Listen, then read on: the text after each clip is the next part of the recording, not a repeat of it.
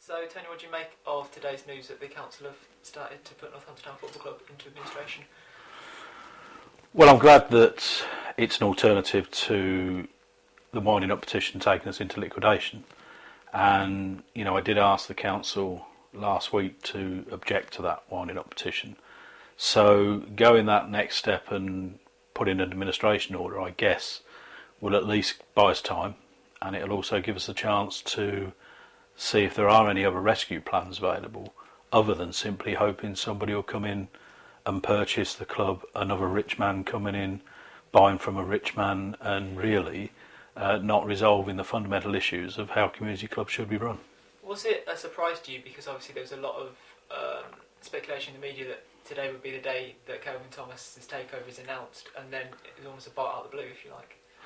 Yeah, you get used to deals not going to plan and sometimes breaking down at the last minute because they're hugely complex. And I don't think any football club takeover is more complex than this one, because you're talking not just of the debts to the council, the 10.25 million, you've also got debts to supposedly the Cardozers who currently own the club and the taxman, and then you've got all those land issues. So it's a bit of a minefield to try and walk through. So am I surprised it's taken longer? No. Was I surprised not to hear something today? Not really, no. Do you think what has been announced is a positive thing for the club? Yeah, well, it's positive in as much as I say it gets us past next Monday.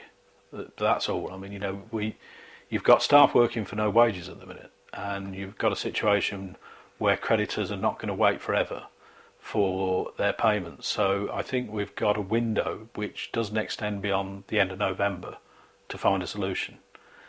And if no single buyer comes forward, then there's a lot of complex discussions that we've got to have in terms of bringing people together to find a joined up solution. What do you say to the fans that would read it and say, oh, administration, and immediately start to fear the worst? Can you reassure them? Well, I mean, I've spoken to a lot of fans in the last couple of weeks, and I think there's a lot of confusion. There's a lot of, first of all, anger at what's happened. But then I think people are finding it difficult to understand sometimes what a winding up petition, what an administration order is, what the impact on the club will be.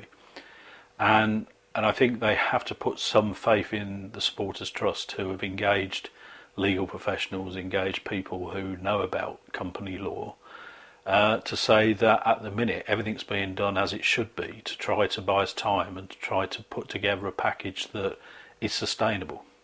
You talk about the trust. Is what has been announced today the best case solution for the trust in terms of their involvement? Well, I mean, the trust, and I'm a life member of the trust, and I got re-involved recently when all this broke, and the trust from day one of this crisis have had a very clear understanding of what their priorities are.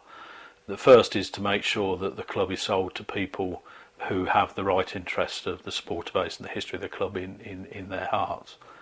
And so it doesn't matter if it was Kelvin Thomas or anybody else, if anybody else comes forward and says we're taking over, as long as they involve the trust and that their hearts and minds are in the right places, then that's fine. Secondly, if that's not possible, I think we then need to look at whether or not we can get a consortium of local businessmen and also supporters working together to put a package in that will not just buy time but get the club back on a sound financial footing. And then only if all that fails would you be in a situation where if the club didn't cease to be, it went into liquidation, you'd then have to think about starting a Phoenix club.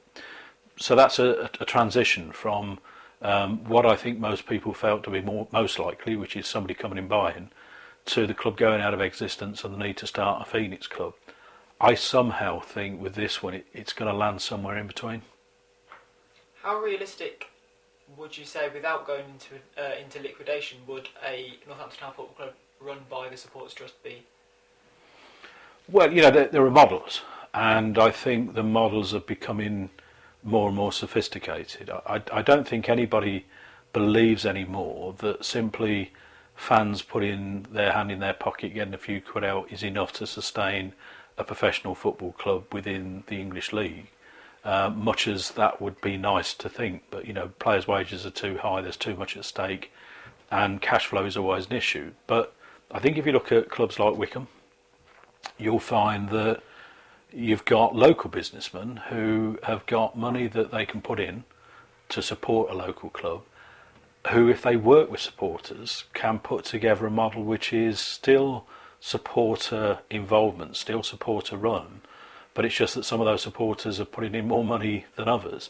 So it's possible, but you've got to be grown up about the model and not just think that it's going to be supporters and fans putting their pound notes in a box and a bucket and hoping for the best.